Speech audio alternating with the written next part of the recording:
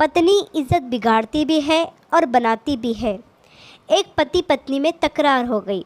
पति कह रहा था, मैं नवाब हूँ, इस शहर के लोग इसलिए मेरी इज्जत करते हैं और तुम्हारी इज्जत भी मेरी वजह से है। पत्नी कह रही थी, आपकी इज्जत मेरी वजह से है। मैं चाहूँ तो आपकी इज्जत 1 मिनट में बिगाड़ भी सकती हूँ और बना भी सकती हूँ।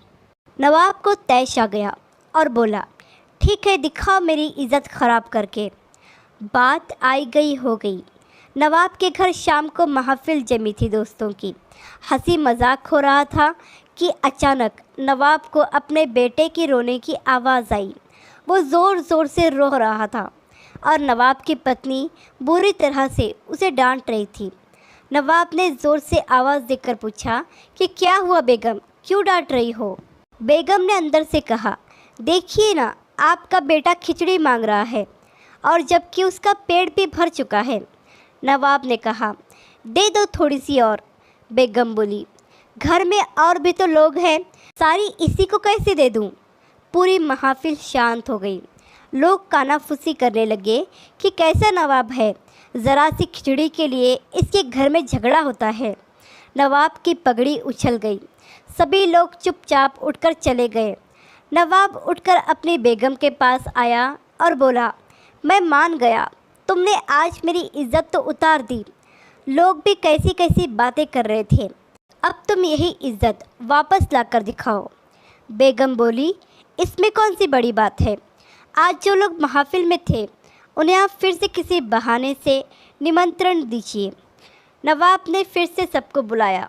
बैठक और मौज मस्ती के बहाने सभी मित्रगण बैठे थे। हंसी मजाक चल रहा था कि फिर से वही नवाब के बेटे की रोने की आवाज़ आई। नवाब ने आवाज़ देकर पूछा, बेगम क्या हुआ, क्यों रो रहा है हमारा बेटा? बेगम ने कहा, फिर वही खिचड़ी खाने की ज़िद कर रहा है। लोग फिर एक दूसरे का मुंह देखने लगे कि यार, एक मामूली सी खिचड़ी के लिए इस नवाब के घर पर रोज़ झगड़ा होता है। नवाब मुस्कुराते हुए बोला, अच्छा बेगम, तुम एक काम करो, तुम खिचड़ी यहाँ लेकर आओ, हम खुद अपने हाथों से अपने बेटे को देंगे, वह मान जाएगा और सभी मेहमानों को भी खिचड़ी खिलाओ। बेगम ने जवाब दिया, जी नवाब साहब। बेगम बैठक खाने में आ गई। पीछे नौकर खाने का सामान सर पर रख कर आ रहा था। हांडियाँ नीचे रखी और मेहमानों को भी देना शुरू किया अपने बेटे के साथ। सारे नवाब के दोस्त हैरान। जो परोसा जा रहा था वो चावल की खिचड़ी तो कतई नहीं थी, उसमें खजूर, पिस्ता, काजू, बादाम, किशमिश इत्यादि से मिलाकर बनाया हुआ सुस्वादिष्ट व्यंजन था। अब लोग मन ही मन सोच रहे थे कि ये खिचड़ी है। नवाब के घर इसे खिचड़ी बोलते हैं तो मावा मिठाई किसे बोलते होंगे? नवाब की इज्जत को 4 चांद लग गए। लोग नवाब की रईसी की बातें करने लगे। नवाब ने बेगम के सामने हाथ जोड़े और कहा, मान गया मैं कि घर के स्त्री इज्जत बना भी सकती है और बिगाड़ भी सकती है, और जिस व्यक्ति को घर में इज्जत हासिल नहीं उसे दुनिया में कहीं इज्जत नहीं मिल सकती। सृष्टि में यह सिद्धांत हर जगह लागू हो जाएगा।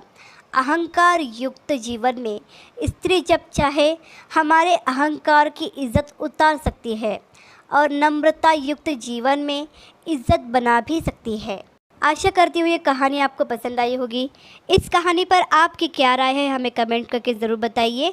कहानी पसंद आई हो तो लाइक और शेयर करना बिल्कुल भी ना भूलिए। चैनल पर नए हो तो चैनल को सब्सक्राइब ज़रूर कीजिए। कहानी सुनने के लिए आपका बहुत बहुत धन्यवाद।